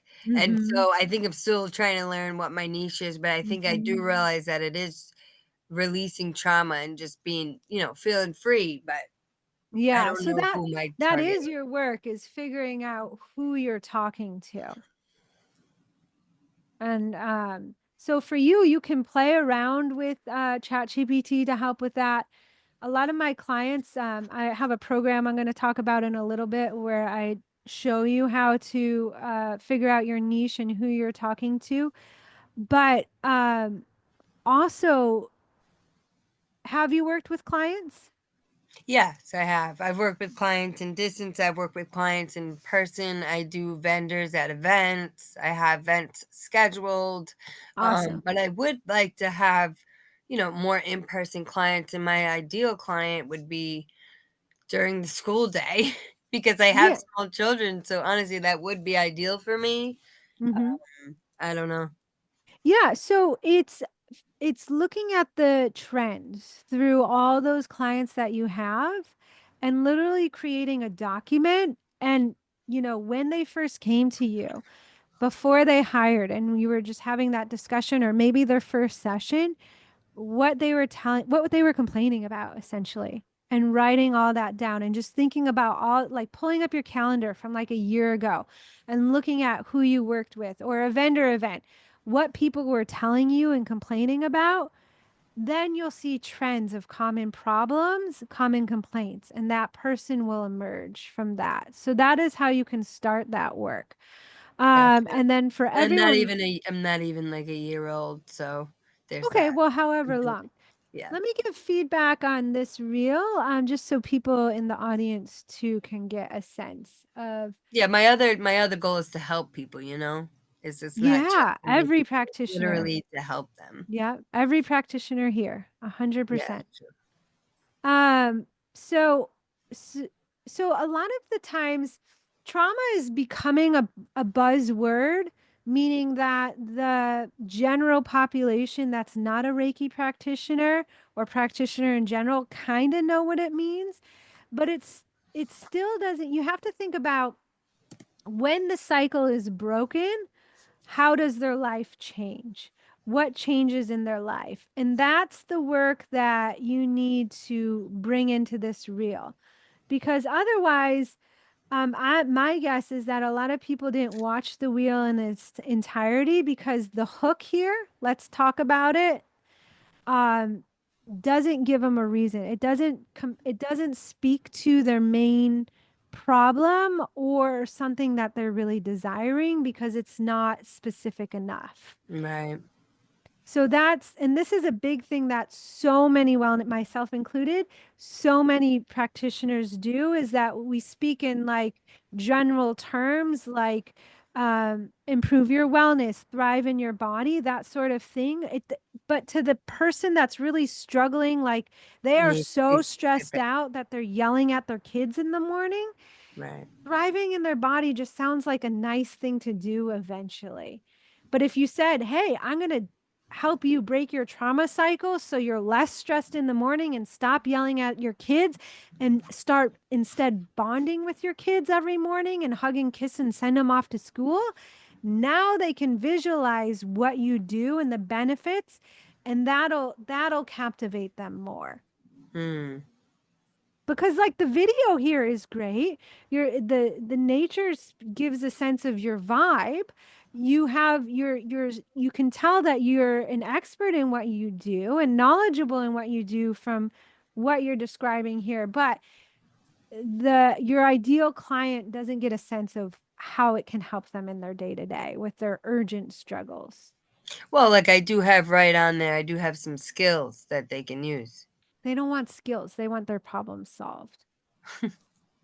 That's not life. I know, but think about it for yourself when you buy things. Do you buy things because you want to go through a bunch of exhausting steps and get in struggle and work really hard to have this end goal? Or do you want, if you ever hire a coach or practitioner yourself, do you want someone to help guide you through it with more ease and so it feels approachable and doable? What would you buy? The second one. Yeah. I kind of did life the opposite way. You know what I mean? Like you learn through your lessons. That's how you Yeah. learn. But Right. Yeah. But you're there to help them through it so they don't have to struggle so hard. true. I get what you're saying. Yeah. Thank So, you. yeah, thank you for sharing and being courageous. You have a wealth of information to help people. They just have to understand what it I means. just don't know like in what avenue to help them. Yeah. And that we can have a whole other conversation on. Okay, so Kelly's got a question here. Yeah, marketing feels icky. I'll tell you, marketing doesn't, you can have people reaching out when your message is resonating, people will reach out. And that actually leads to the third step, which is showing up consistently and marketing yourself consistently in an aligned way. Working with so it doesn't feel icky. So I'll show you from my account specifically how I do that. Kelly asks, is putting link in the bio in IG throttled? Um, so they still have bots, Kelly, putting it in the video. They have bots that's scanning the words that you say, because they're also looking to make sure that content is appropriate for the platform. So they do have bots that scan your words. So Instagram is on to, even though link in the bio is on the platform, Instagram knows that most people send people to the link in the bio to go click on a link that takes them off the platform. So it is flagged. But again, we have to do content like that or else we don't have conversions, right? We're just growing. And what's the sense of growing an audience if you're not getting those clients from it? So there is a way. And personally, like for me, when I post, I connect a lot with my audience to grow an audience and then having people reach out to you. So, like, for example, my content is a combination between growth and conversion where, like, for example, this one gives value in the reel itself. This is a b-roll. I just posted it this morning, and the call to action is a follow. So that's more of a growth style content, where a conversion type of content is this one right here. It's a carousel where you can slide through, where I'm speaking to the problem that they have. And then at the end, I am saying, I'm sending them to the podcast, link in the bio to listen. So that's a conversion piece of content where I'm taking them off the platform and getting them to listen to the podcast, for example. But when I have a ratio of valuable content that speaks to my audience, I get so much of my content where people send it to other people or they save it. And then you start getting messages like, thank you so much for posting this piece of content. It helped me so much. Or I needed to hear this today. Or I just booked a consult with you. You know, your messaging is landing when you're getting inquiries and comments like that. And that keeps you going. Also, I just did a combination of growth and conversion. When I am posting a lot of content where there's a lot of educational and insights and tips, people love it.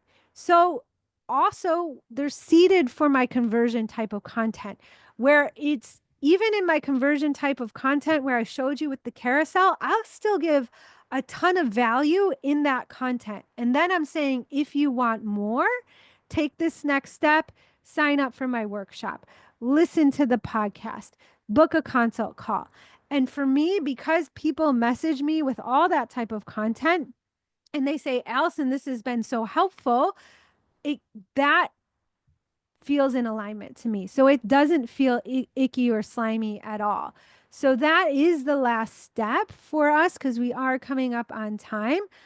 I will show it briefly, is for you when you are creating content or feeling icky in your content, it's tracking down why. Is it because you're afraid of feeling judged?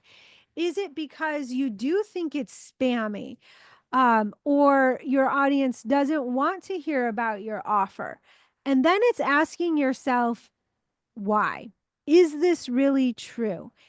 And if it is true, maybe, because I have some clients that come to me when they're first starting working, and myself included, when I was figuring out how to create content that felt in alignment where I could convert.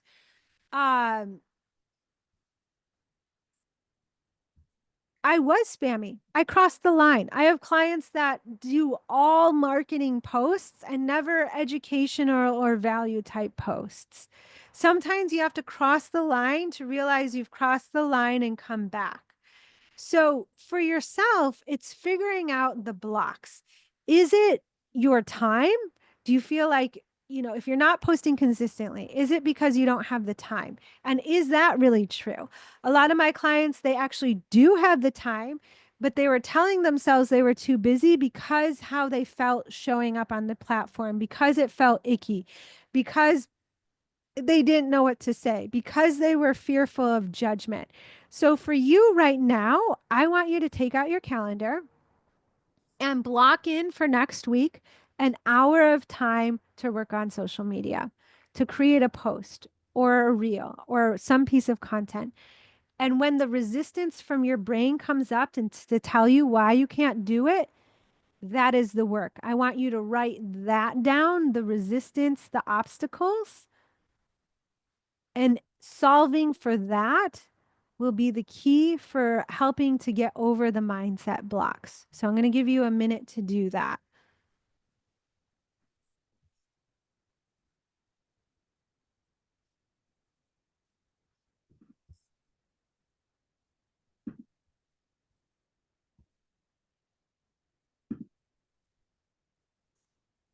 Casey, I'm going to come back around because I want to make sure I get through everything, but I'll have more Q&A at the end, and then we will for sure get to it.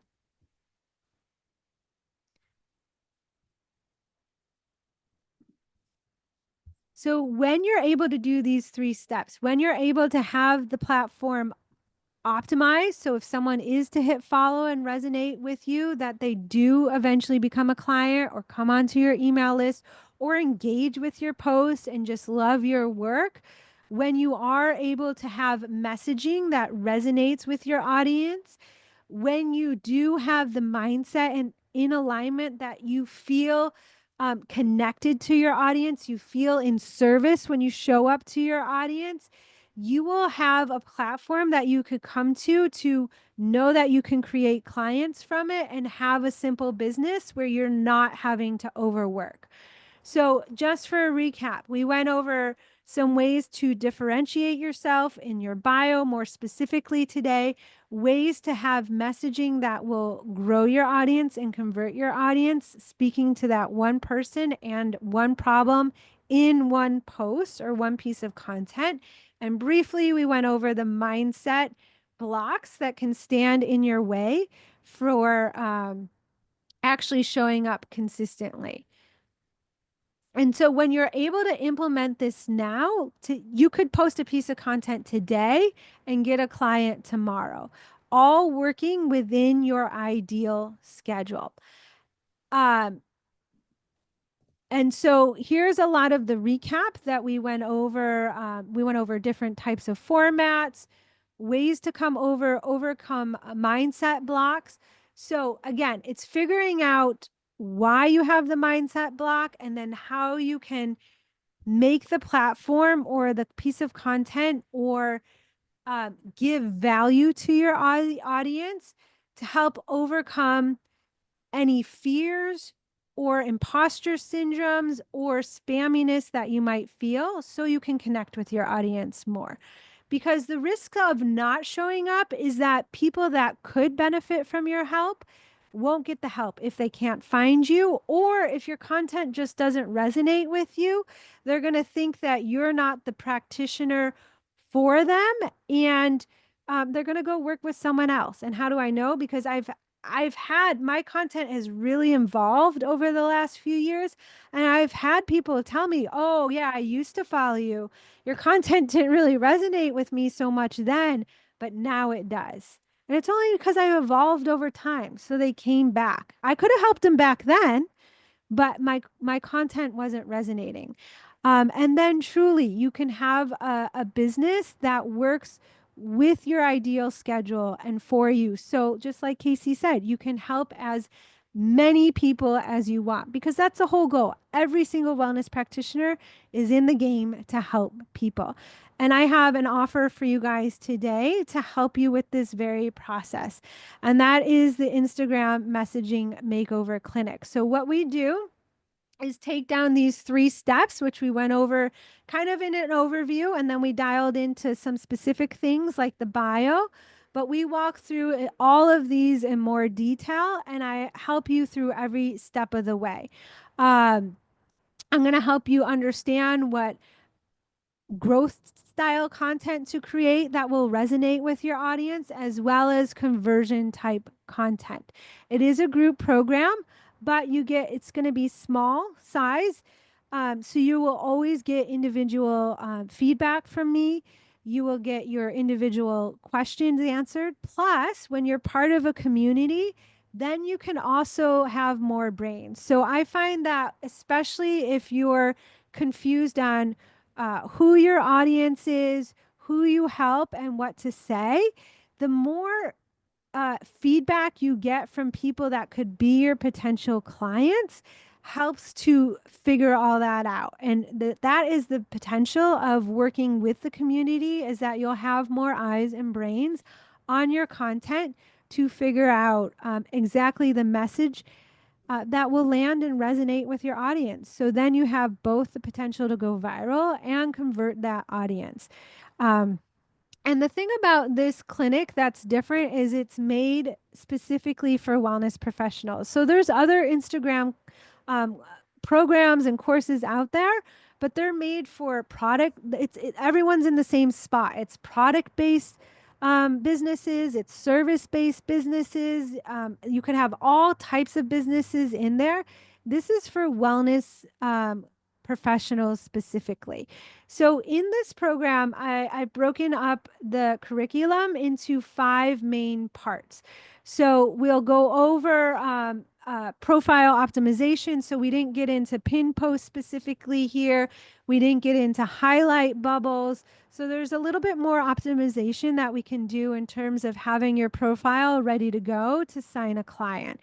We also make sure that the link trees are optimized and ready to go to convert off it, because again, there's no sense in building an audience if it's not leading somewhere, and if it's not your ideal audience. We'll make sure that, like Sarah, you're able to generate consultations consistently. I have a lot of modules and lessons on how to create content speaking to that ideal person. For Casey, I have a whole module on figuring out who that ideal person is and what to say, and how to convert and sell without being slimy and spammy. It's realizing that selling is of service, because if they're able to get the help that they need, they will thank you for it. Like, thank you so much. I really needed this. If they're getting out of their struggle and now have solutions and feel better, they will thank you for it. And then also, I'm adding a module. I'm going through this with a group of practitioners right now. And something that's been coming up in my one-to-one sessions and in the group is that, okay, I have a lot of brick and mortar practitioners that are used to teaching in classes or using their hands to get results, and they feel less confident online. So I'm adding a module to help you feel confident with the delivery. So if people are signing up to work with you, if you are getting virtual requests, like my client Dana, who I mentioned earlier, she gets requests from people all over the world. Practitioners in other states refer her people because she's a specialist at what she does. When you feel confident that you can get people results virtually, you'll also show up more. So I'm adding a module in to help you feel confident if you're a brick and mortar or work primarily in person. You will develop the skills to get people results online. So I will be helping with that. And I'm going to work to get CEUs for that as well, because it will be a practitioner skill set. So we will have some practitioner skills in there. Right now, if there's two ways that you can join. It's $1,200 pay in full or 3 payments of $500. And because you're live, I have some bonuses for you. So, number one, if you were to purchase right now live on this workshop, I'm going to give you a 50-minute one-to-one session with me. So, like Casey or Sharon, just how I was walking you through one-to-one, going through specifically what's happening on your Instagram profile or figuring out your audience or figuring out your offer to sell at the end. We can get that all figured out in a one-to-one session. So then that way, when you come into the clinic, it's going to start in May. So you have time to go through the modules now. And then you can come you'll be ready to hit the ground running in May and really get your content optimized. So it is growing and converting. You also get a personal Slack day with me, so you can message with questions back and forth, similar to what we did here. And this is big. I don't usually ever discount things. I never discount my one-to-one services, but I do want to make this program accessible to all of you. So this is a very limited time thing. You will get a $300 discount. You can sign up right now using this QR code. You just hold your phone up to it, and then you can use this code IG Clinic, and then you'll get an email from me giving you the link to book your 50-minute session and your Voxer day. So you can get started on this. If you sign up for that session, and you can get into the portal and start optimizing your content and your profile, you can sign a client next week. So here's what we're going to cover. We're weeks 1 to 4. We're going to go over that profile optimization to make sure it's optimized for growth and conversion. And make sure that you're fine tuned on your messaging of knowing your niche, who you're talking to, and who you help. So that we're all going to get that done in the beginning. Here is some sneak peeks into the background of the portal here. So you can see I have niche, how to differentiate yourself, transitioning from in-person to online, what to do for pin posts, how to optimize your highlight bubbles. So you can get access to all of this right away when you sign up. I also have a framework for growth and conversion. So you really understand, okay, today I'm going to make a post and I really want to sell my workshop, or I really want to highlight my one-to-one program. This is the type of content that I need to make. Or I've done a lot of conversion type posts. I really want to do and optimize a growth type post. I want to grow my audience. So I have it all mapped out here, growth versus conversion type content.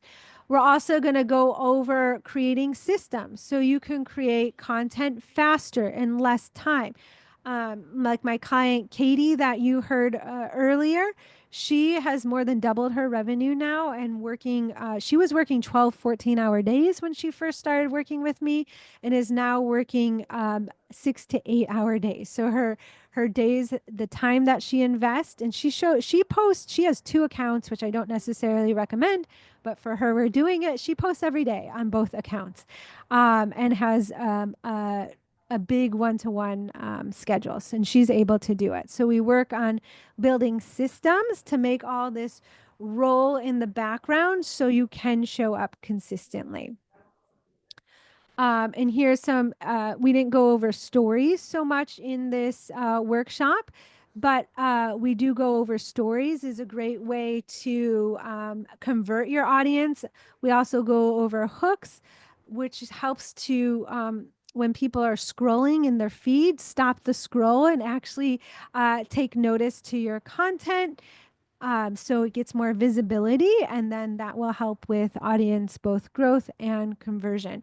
There's also an insight section. So as I mentioned before, it's all about putting content out there and then using it as data to refine and improve. And part of that process is understanding how to use insights. So we go over how to interpret the insights, what the insights mean, and then how to use those insights to create better content for the future. Also, very specific to the wellness entrepreneur, I have a section on how to use Instagram specifically to promote and fill your workshops and events. I've been in a lot of Instagram masterminds and programs. I have not once yet seen anything that helps practitioner get skills online, practitioner skills, confidence online, or specific modules on promoting and filling workshops. You'll also, I went over this a little bit, but making sure that your message, your content is not just resonating, but it's exciting your audience enough to book consults while you sleep, or opt into your newsletter list while you sleep. So that is part of the conversion type module. And you can see here, there's a whole section on conversion, how to create content that converts. And then I know a lot of wellness practitioners, tech is a headache. And sometimes the tech side of Instagram can lead to overwhelm. So I've made it simple where I walk you through how to edit reels, how to create stories in the background. On our live calls, I often hook my phone up and I walk you through how to understand the tech of Instagram. So then it's simple. And then I also have some swipe files. So you know how to begin to transition from that practitioner mindset and language to the client's side. And then going over selling so you feel confident to sell without feeling slimy, and marketing the workshops I highlighted, and making sure that you can fulfill on your promise. So feeling confident delivering online, because when you grow viral, like Sarah did online, you will get requests from people all over the world, and you want to be ready to work with them online. Because even if you're brick and mortar, and even if you're licensed in your state, and I can help you with this because I was brick and mortar and physical therapy licensed, I worked with people all over the world. So there's ways to easily do this. Even if you're manual based, I was a massage therapist for over 20 years. And I was able to work with people online. So again, you get some bonuses for purchasing live. You can use this QR code. And also, so you get the 1-to-1 50-minute bonus if you purchase live. You also get the Slack day, and you'll get weekly personal content reviews personally from me if you purchase live as well. And then there's some other bonuses that if you purchase by the end of the week. So if you need some more time to think about it, you can think about it. All this is laid out in email that I've sent to you. So it just breaks it down simply if you want to make sure you know what bonuses you're getting and when they're due. So since Casey's here and I know she had questions, we're going to get through. I prepared some questions here, but we can start with questions you guys have. And if there aren't any questions, then I can cycle back around to other questions that that you guys might have. So any additional questions here? I do have a website that people can book on, but I noticed that like people aren't even using it, and I don't know. I was wondering how to make that more available so I don't have to chat with them if they do want to book a session. But I would assume just put your hours Why for don't the you want to chat with them though? I do want to chat with them. I'm just saying, like, if they wanted to book, Oh, right without away. Yeah. if they Do you wanted to book easy. a like Calendly or Acuity, a scheduling system? Hmm. No, I Yeah, never you. heard of them. Oh, okay. How do you schedule your clients? I just have a website and I just do by like word of mouth or, No, no, they no. I can, mean, if a client actually wants to book a session, how do they book it? well, they can go right on my website, but they do message me to make sure that fits for the both of us. Yeah. But on your website, what's the software that they're scheduling? Um, I think it's GoDaddy is my website's run by. Yeah, I mean, because that's normal. You'll have some people that'll book. You can put that, whatever link is on your website to book, you can put in your link tree and people can schedule automatically on your own. I use Acuity for my scheduling system and people book consults all the time on their own. I mean, I rarely schedule consults. On occasion, I do DM with people back and forth because they have questions or want to make sure that they're a good fit. It's totally normal. So I just message them and then when they're ready, they book. Right. It's that simple.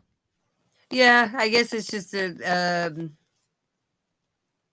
I don't know. It's a thing in believing in oneself, having resilience, not giving Yes. up, and just keep it going. It will help someone who's aligned to it, and I believe that.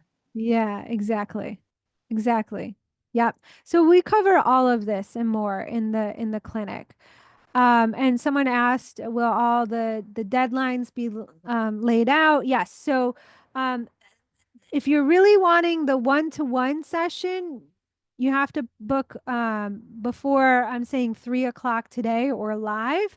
In the email, it'll say it, but the other bonus is the $300 discount is due at the end of the week. Let's see. Kathy, I'm so glad you've been listening to the podcast. That makes my day. Yes, I would love to have you in the program. All right, I'll see you soon. Okay, so for those of you that are here, any other questions?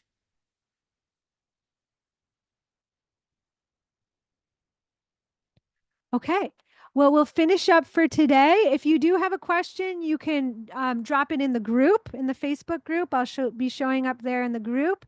And then also, you can just email me, hit reply. I look at the emails and I answer them. But other than that, the replay will be sent by email so you can watch it again. And I'll see you in the Facebook group or in the clinic. Alrighty. Thank you so much for showing. Bye.